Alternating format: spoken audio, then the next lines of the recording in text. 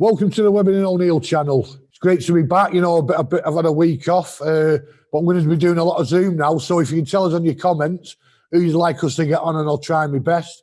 But it's an absolute pleasure today to speak to a top lad.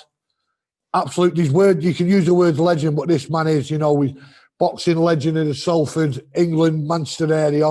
Jamie Moore, absolute pleasure. Webby, how are you, pal? All right? I'm good, mate. I'm good. Obviously, this lockdown's not helping us all, but we're getting through it. You know, you and your boys in the training and the fights what are coming up soon.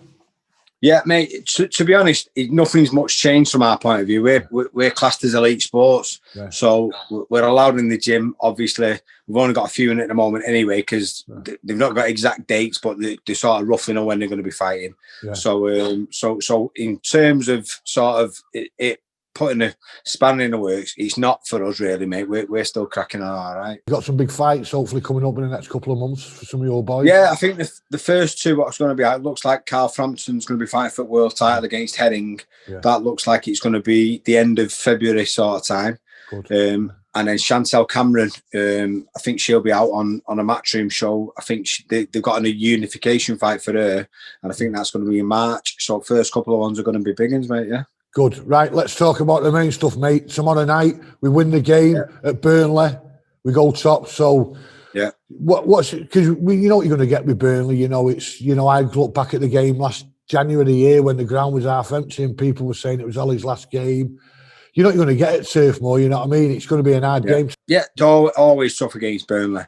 I think, it's been a mad season in terms of no one's really found any proper form. Yeah. So including us. So for us to be in the position where we are, and not be in form is obviously a good position. We have had games where we've played great, and then or we started off not great, and then the second half we've come out and turned it around. But so to be in the position we're in, with not really having that good a form, then that's a great position. I know we're sort of a little bit behind. Usually you'd say, after Christmas, if you're there or thereabouts, then you can push on. We're probably a month or so behind that. But no, I'm happy with where we are, yeah. Yeah, no, definitely, if last time we had you on, maybe we would have been about 6th or 7th, and, when you look at that Spurs game at home, I know Martial got sent off, but if someone had said to me, we win our game in hand, we go top of the league, we would have laughed at him, mate. We would have said, listen, he's been drinking him, have a night off. Yeah. And like, if you look at, say, the top 9, there's a few points, here and there where someone who's 8th or 9th could swing it in 2 or 3 games time. So it is wide open. But my sort of theory with the way I'm looking at it is for us to be where we are, playing the way we are. So we've still got a load of room for improvement. Then I'm happy with that. Just obviously, while we've been on there, it's been Ollie's press conference, and it's just come out that Lindelof and Shaw, who were doubts, have trained today. Pogba and Bailey took part, but not a full session. You're looking at it. What's your take on it, Big Eric? If he stays fit, it's a great addition. Bayer? Yes. Mate, for me, he's over Lindelof. Yeah. Honestly, I mean, and like you say, it is a big if he's going to be fit all the time. So consistently, can he stay fit? It's a tough one. But I'd have Lindelof as a backup to Bayer, not the other way around, because I think there's rumours Lindelof's carrying a sort of long-term injury, and he's sort of half a yard off the pace, I feel, and that means that you're always at risk if you're playing a centre half who's not fit. You're in up against some fast attacking teams or the counter attacking teams. You're going to be struggling. I really like Bayer. I just think that like always, he struggled with injuries, but if he can keep consistently fit, then he's my first choice over Lindelof. What's your take on Tim and Xavier? Because obviously we spoke about it when you come on about his great performance over in Paris, and then he had a bit of a dodgy performance, like a lot of them in Istanbul. I just think he needs games now, because when he comes into the team, it's just like he's been there for a long time. Yeah, and like all players, I think you need consistency. Every time you play, you might play on adrenaline straight away, and then you settle down, then you find your form. Yeah. And I think if he's given sort of consistently game time, not even necessarily a full game, if you bring him on for the last 20 minutes, half an hour in a game where, you know, if you get control in the first half, I really rate him. I think he's a class player. I'd hate to lose him to somebody else because I think he'd be one of them players who, if we did sell him, he'd go away and he'd be a big success somewhere else. What's your, obviously, Cavani's available now after his free match ban given by the FA. Does he start for you tomorrow, or do you think he'll go with Martial, Rashford, and one over on the other side? I think for me, Cavani has to start. I think so. I think he should. I'm not sure he will. You know, he keeps starting Martial over him, and for me, Martial shouldn't be. Cavani's proven himself when he comes on. You know, he's got his goals. His movement off the ball is unreal, and I think, you know, Martial's too hit and miss for me as a consistent starter. And I also feel like a player like him, you know, I think he'd be more better of it as an impact sub rather than Cavani coming on as an impact sub. I think Cavani's you sort of guaranteed consistent player. And I think Martial, bring him on for the last 20 minutes in a game where you need a goal. I think that's where he play better. Yeah. So, obviously, we know it's going to be an hard match tomorrow. So, give us a prediction, pal. I fancy us to really turn it on tomorrow. I think we're in that position now where, like we say, we've been hit and miss it, I think, as has everyone else. But I think once we're in this position now, we've got the opportunity to go top. The players, we've been critical of them in the past, not turning up, you know, the attitude not being right.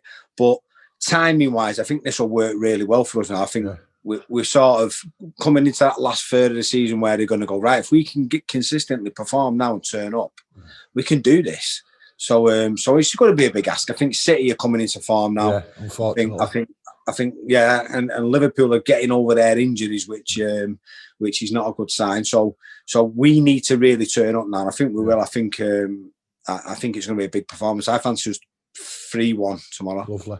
I was quite shocked.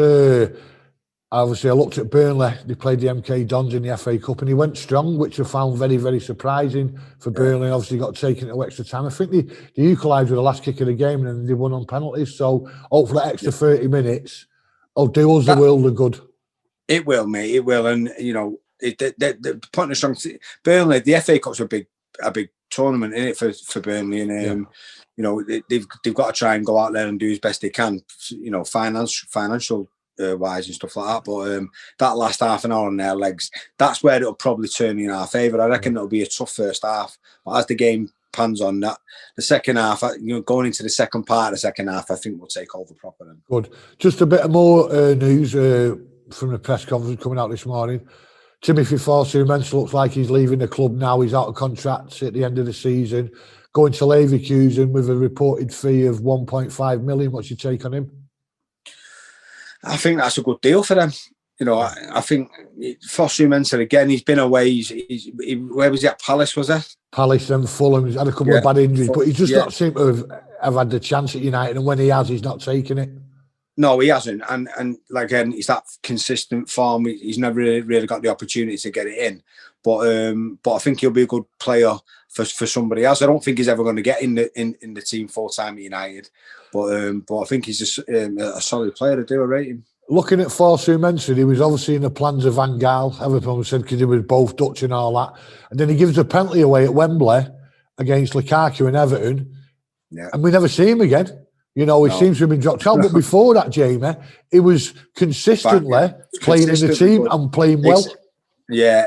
I mean, and that's it. Sometimes it just takes that one little blip and you know, sort of shuts that door in your face, and then you never sort of get that run again. So it has been unfortunate for him, mate, but I wish him all the best. Do you see anybody else leaving in this window, and do you see us actually buying him? Because if reports coming in saying about Brandon Williams going out on loan, but I think if he goes out on loan, I'm so glad he played at weekend, because I think that would leave us a bit short with Fosu-Mensah going. I don't think we can afford to let anyone else out on loan at a minute, because we've been all right really with injuries. We've had a few at the back, but we've been pretty okay. You've got to expect that towards the end of the season you're going to have a few injuries and you're going to need your backup players there. Yeah. I feel like over the last couple of years, you know, loads of people have been Ole out and stuff like that. I've never been. I've always said, listen, you need to give them a couple of years to get there.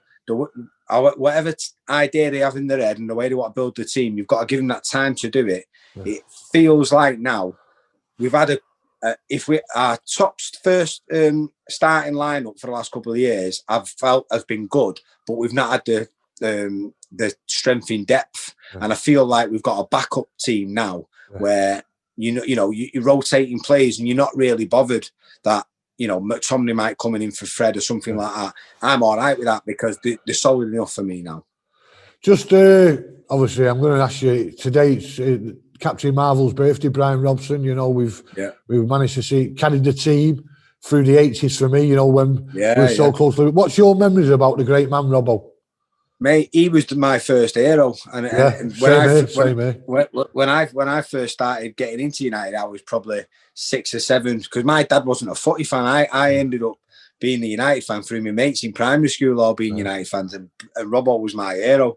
So my first memory of watching United is the '85 FA Cup final. So yeah, great memories. I've met Robbo a couple of times, and he's a great guy as well. So yeah, been very fortunate, mate. Yeah, you look at Robbo there, and by the way, folks, I'll look at our video, what we've done on Robson. Some of the class of '92 are giving their experiences, what it was like the club being around when Robbo was there. So give that a watch. I'm looking at one game. What sticks out for me, Jamie, was Barcelona at home. We'd got to the new camp. They had Schuster, they had Maradona, they had 3/4 of the Spanish national team, who was probably one of the top 3 teams in the world. And that night here, being in that ground, 58,000, the ground was literally shaking, and Robbo got us too. And I watched it again the other day on YouTube. It was a night. It was a brilliant night. Box to box. What a player, what a grafter. He put some graft in, and old school midfielder. You know what I mean? They don't make him like Keno. That sort of type of player, right on my street. But you look at it now. What would we give for a Robbo? It was an unbelievable player. And I look at it there.